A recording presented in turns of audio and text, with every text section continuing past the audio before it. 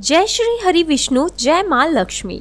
दोस्तों, एकादशी का व्रत समस्त व्रतों में श्रेष्ठ माना जाता है। शास्त्रों में एकादशी के व्रत को व्रतराज कहा गया है, मतलब सभी व्रतों में सर्वोत्तम व्रत होता है। एकादशी के व्रत में भगवान श्री विष्णु, जो कि जगत के पालनहार हैं, उनके निमित्त यानी कि भगवान श्री विष्णु की कृपा पाने के लिए, उन्हें प्रसन्न करने के लिए व्रत धारण करके और विधि विधान से भगवान श्री विष्णु का पूजन किया जाता है। भगवान श्री हरि विष्णु को समर्पित होता है एकादशी का व्रत, और हर महीने में 2 बार एकादशी का व्रत आता है, एक शुक्ल पक्ष में, एक कृष्ण पक्ष में। बहुत से भक्त दोनों एकादशी का व्रत करते हैं, लेकिन कई भक्त सिर्फ एक ही एकादशी का व्रत धारण करते हैं। तो ये पूरी तरह से भक्तों की श्रद्धा पर निर्भर करता है कि वो किस एकादशी का व्रत धारण करना चाहते हैं। लेकिन शास्त्रों के अनुसार अगर आप एकादशी का व्रत नहीं भी करते हैं, सिर्फ एकादशी व्रत के दिन सात्विक भोजन करते हुए और भगवान श्री विष्णु का पूजन करते हैं, तो पूजन करने मात्र से ही मन की समस्त कामनाएं भक्तों की पूर्ण हो जाती है और समस्त प्रकार के पापों से छुटकारा हो जाता है। चाहे पाप इस जन्म के हो या फिर पूर्व जन्म के, संचित पाप कर्म हो, समस्त प्रकार के पापों से मुक्ति मिल जाती है। तो एकादशी का व्रत बहुत ही श्रेष्ठ माना जाता है। अगर आप व्रत करते हैं तब तो अत्यंत श्रेष्ठ है, लेकिन जो भक्त व्रत नहीं करते हैं, उन्हें भी आज के दिन भगवान विष्णु का पूजन अवश्य करना चाहिए। तो आज की वीडियो में आपसे बात करने वाले हैं कि वैशाख माह के कृष्ण पक्ष की एकादशी का व्रत कब है, तिथि कब प्रारंभ होगी, कब समाप्त होगी और व्रत हमें कब धारण करना है, और ये व्रत खोलने का शुभ मुहूर्त क्या होगा, और एकादशी व्रत की पूजा की विधि क्या होगी। आज के दिन हमें किस मंत्र का जप करना चाहिए, भगवान श्री विष्णु को भोग में क्या अर्पित करना चाहिए, और अगर आप व्रत धारण करते हैं तो व्रत में क्या खाना चाहिए, क्या नहीं खाना चाहिए, ये संपूर्ण जानकारी आपको आज की इस वीडियो में हम शेयर करने वाले हैं। और इसके साथ ही आज कौन से विशेष उपाय करने चाहिए जिससे कि भगवान श्री विष्णु की असीम कृपा हमें प्राप्त हो, और अगर हम व्रत करते हैं और भगवान श्री विष्णु का पूजन कर रहे हैं तो व्रत का संपूर्ण फल हमें प्राप्त हो, और अगर आप बिना व्रत के भी इस उपाय को करेंगे तो निश्चित ही आपकी जो कामना होगी वो पूर्ण होगी। तो वैशाख मास के शुक्ल पक्ष की एकादशी से संबंधित संपूर्ण जानकारी आपको आज की वीडियो में हम शेयर करने वाले हैं। लेकिन वीडियो में आगे बढ़ने से पहले अगर आप भी अपने जीवन में भगवान श्री हरि विष्णु और माँ लक्ष्मी की कृपा पाना चाहते हैं तो वीडियो को लाइक करके कमेंट में जय श्री हरि विष्णु और जय माँ लक्ष्मी और ओम नमो भगवते वासुदेवाय नमः लिखना ना भूलें। तो सबसे पहले बात करते हैं वैशाख माह के कृष्ण पक्ष की एकादशी, जिसे वरुथनी एकादशी कहा जाता है। इस एकादशी का महत्व क्या होता है? वैशाख मास भगवान विष्णु और उनके अवतारों की पूजा के लिए बहुत महत्वपूर्ण माना जाता है, इसलिए इस मास में पड़ने वाली एकादशी का महत्व भी बहुत खास होता है। मान्यता है कि धन की कमी को पूरा करने के लिए वरुथनी एकादशी का व्रत करने से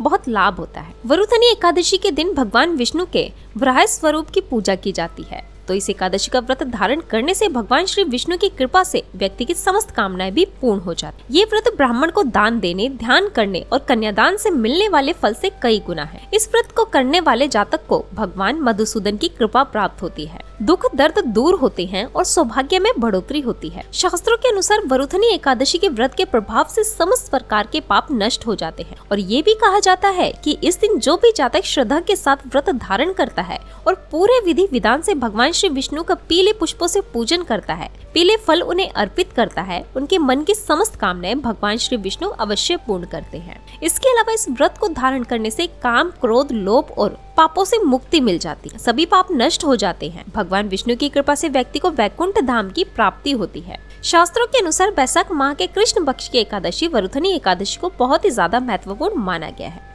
तो आइए अब जानते हैं कि वरुथनी एकादशी व्रत की पूजा विधि और नियम क्या होते हैं। देखिए, अगर आप पहले से व्रत कर रहे हैं, जैसे कि हर एकादशी का व्रत करते हैं, तो आप एकादशी व्रत के नियम और पूजा विधि के बारे में जरूर जानते होंगे। लेकिन जो भक्त एकादशी का व्रत पहली बार कर रहे हैं, वे नियम और विधि के बारे में नहीं जानते। उनके लिए बता दें, अगर आप एकादशी का व्रत धारण करना चाहते हैं तो दशमी तिथि से ही एकादशी व्रत के नियम प्रारंभ हो जाते हैं। जैसे कि दशमी तिथि के दिन आप तामसिक भोजन का त्याग करते हैं। दशमी तिथि के दिन लहसुन, प्याज, मांस, मदिरा का सेवन नहीं करना चाहिए, और शाम को सूर्यास्त के बाद अन्न का सेवन नहीं करना चाहिए। मतलब दशमी तिथि को सूर्यास्त होने के बाद भोजन नहीं करना चाहिए, और दशमी तिथि के दिन आपको भूमि पर शयन करना चाहिए। ऐसा शास्त्र का विधान है। तो अगर संभव हो तो आप भूमि पर शयन कर सकते हैं, नहीं तो अपने बिस्तर की शुद्धता का ध्यान रखना चाहिए। और दशमी तिथि के दिन पूर्ण रूप से ब्रह्मचर्य का पालन करना चाहिए। और एकादशी के दिन प्रातःकाल जल्दी उठे, स्नान इत्यादि करने के बाद सर्वप्रथम स्वच्छ वस्त्र धारण करके भगवान सूर्य देव को जल अर्पित करें।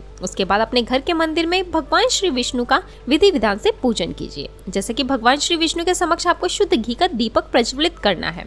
उसके बाद भगवान श्री विष्णु का अभिषेक आप कर सकते हैं। अगर आपके पास विग्रह जैसे कि शालिग्राम की शिला हो, लड्डू गोपाल जी हो या भगवान श्री विष्णु का चतुर्भुज स्वरूप अगर आपके पास है तो आप उनका अभिषेक कर सकते हैं। अभिषेक के लिए आप पंचामृत का प्रयोग कर सकते हैं, जैसे कि दूध, दही, घी, शक्कर, इन 5 चीजों को मिलाकर या अलग किसी भी प्रकार से भगवान विष्णु का अभिषेक कर सकते हैं। और अगर पंचामृत भी नहीं है तो ऐसे में आप शुद्ध जल से, गंगा जल से भी भगवान श्री विष्णु का अभिषेक कर सकते हैं। आज के दिन भगवान श्री विष्णु को पीले वस्त्र अर्पित करें, पीले पुष्प उन्हें अर्पित करें, पीले फल भगवान श्री विष्णु को जरूर अर्पित करें। आज पंचामृत का भोग भगवान विष्णु को जरूर लगाइए, लेकिन पंचामृत में तुलसी दल जरूर होना चाहिए। तो इस प्रकार से भगवान श्री विष्णु का एकादशी के दिन पूजन करना चाहिए।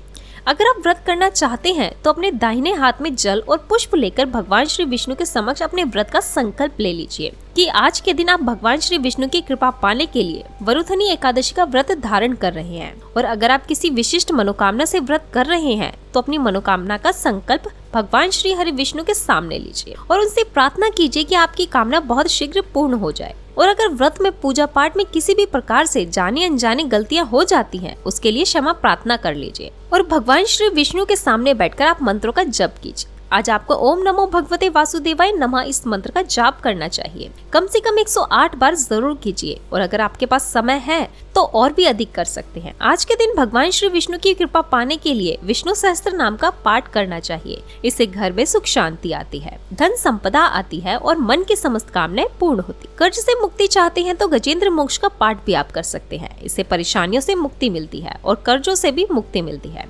और पूजा पूर्ण करने के बाद आप भगवान श्री विष्णु की आरती की। व्रत आप अपनी इच्छा के अनुसार निर्जल या फलाहार भी किसी भी प्रकार से रख सकते। अगर आप फलाहार से व्रत कर रहे हैं तो आप फलों का सेवन कर सकते हैं, किसी भी फल का सेवन कर सकते हैं, जूस ले सकते हैं, दूध ले सकते हैं, नारियल पानी ले सकते हैं। ये सब चीजें लेकर आपको व्रत धारण कर सकते। और एकादशी के व्रत में नमक नहीं खाना चाहिए, इस बात का जरूर ध्यान रखें। बहुत से भक्त पूछते हैं कि हम सेंधा नमक खा सकते हैं? बिल्कुल नहीं खा सकते।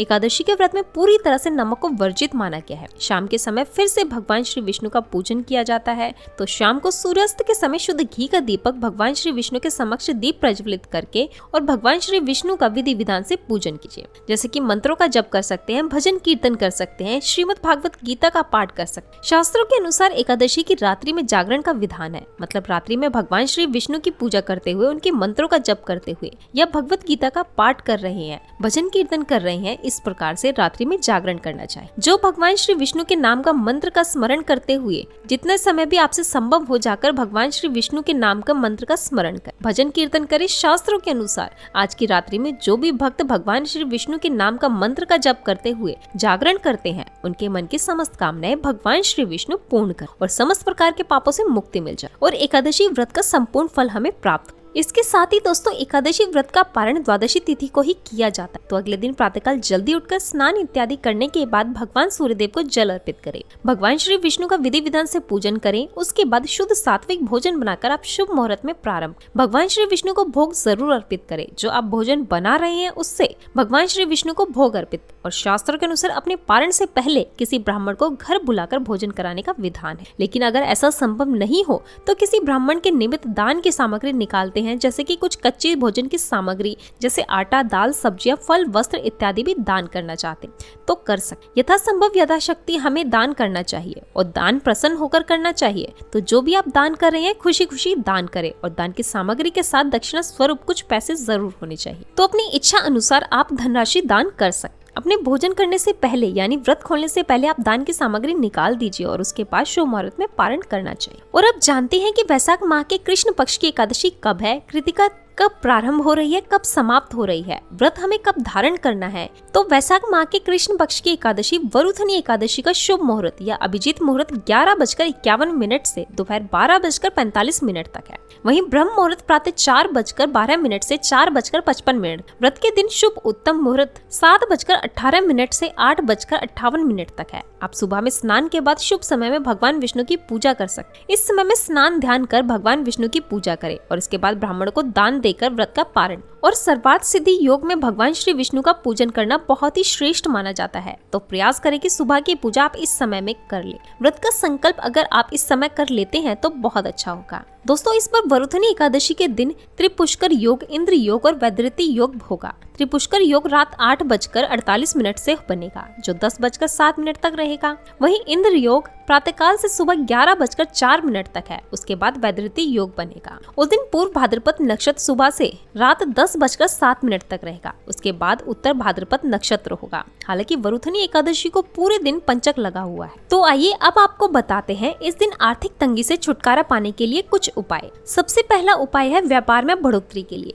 वरुथनी एकादशी के दिन भगवान श्री हरि विष्णु को पीले रंग के फूल अर्पित करने से व्यापार में बढ़ोतरी होती है। और ओम नमो भगवते नारायणाय मंत्र का 11 या 21 बार जप करें, इससे शीघ्र लाभ। दूसरा है आर्थिक तंगी से मुक्ति के लिए। अगर आप किसी तरह की आर्थिक तंगी से परेशान हैं, तो आज के दिन विधि पूर्वक भगवान विष्णु के साथ माता लक्ष्मी की पूजा करनी चाहिए। भगवान के सामने हाथ जोड़कर आर्थिक लाभ के लिए प्रार्थना करें। इससे आप पर विष्णु जी और माता लक्ष्मी की कृपा बरसेगी और आपके धन के भंडार भरने लगे। तीसरा है सुख समृद्धि के लिए। घर में सुख समृद्धि चाहते हैं और सौभाग्य प्राप्ति की कामना है, तो वरुथनी एकादशी के दिन तुलसी जी को जल चढ़ाएं। इसके बाद इसकी जड़ के पास की गीली मिट्टी उठाकर सभी सदस्यों के माथे पर लगाएं। इससे सौभाग्य बढ़ता है। अगला है कष्टों और संकटों से मुक्ति के। हर तरह के कष्टों और संकटों से मुक्ति पाने के लिए भगवान विष्णु को पीले फल, पीली मिठाई और खीर से भोग लगाएं और फिर इसे प्रसाद के रूप में सभी सदस्यों में बांट दे। ये उपाय जीवन के हर संकट से छुटकारा दिलाता है। अगला है घर में सकारात्मक ऊर्जा लाने के। आज के दिन दक्षिणावर्ती शंख में जल भरकर भगवान विष्णु का अभिषेक करें। इसके बाद थोड़ा सा जल बचाकर घर के सभी सदस्यों के ऊपर छिड़क दे। माना जाता है कि ऐसा करने से घर में सकारात्मक ऊर्जा आती है और घर के सदस्य हर बुरी नजर से बचे रहे। अगला है पदोन्नति के लिए। कार्यस्थल पर पदोन्नति और वेतन वृद्धि के लिए भगवान विष्णु के चरणों में पीले रंग के कपड़े में नारियल बांधकर अर्पित करें।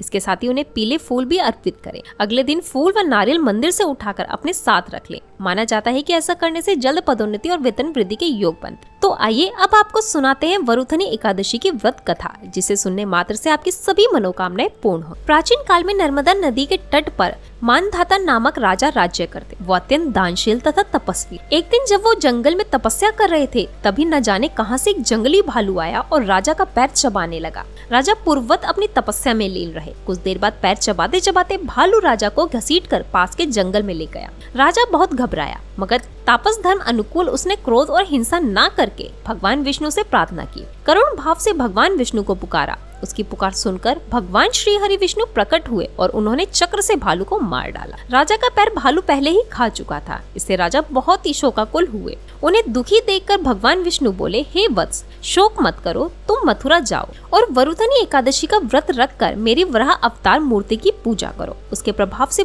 पुनः सुदृढ़ अंगों वाले हो जाओगे। इस भालू ने तुम्हें जो काटा है, ये तुम्हारे पूर्व जन्म का अपराध था। भगवान की आज्ञा मानकर राजा मानधाता ने मथुरा जाकर श्रद्धा पूर्वक वरुथनी एकादशी का व्रत किया। इसके प्रभाव से राजा शीघ्र ही पुनः सुंदर और संपूर्ण अंगों वाला हो गया। इसी एकादशी के प्रभाव से राजा मानधाता स्वर्ग गए थे। जो भी व्यक्ति भय से पीड़ित है, उसे वरुथनी एकादशी का व्रत रखकर भगवान विष्णु का स्मरण करना चाहिए। इस व्रत को करने से समस्त पापों का नाश होकर मोक्ष मिलता है। तो आशा करते हैं कि वैशाख मास के कृष्ण पक्ष की एकादशी से संबंधित ये जानकारी आपके लिए अवश्य उपयोगी होगी। अगर आपको आज की वीडियो अच्छी लगे हो, तो थोड़ी सी भी आपके लिए हेल्पफुल हो, तो वीडियो को लाइक जरूर कीजिए और शेयर कीजिए। मिलते हैं आपसे अगली वीडियो में। तब तक के लिए नमस्कार। ओम नमो भगवते वासुदेवाय नमः।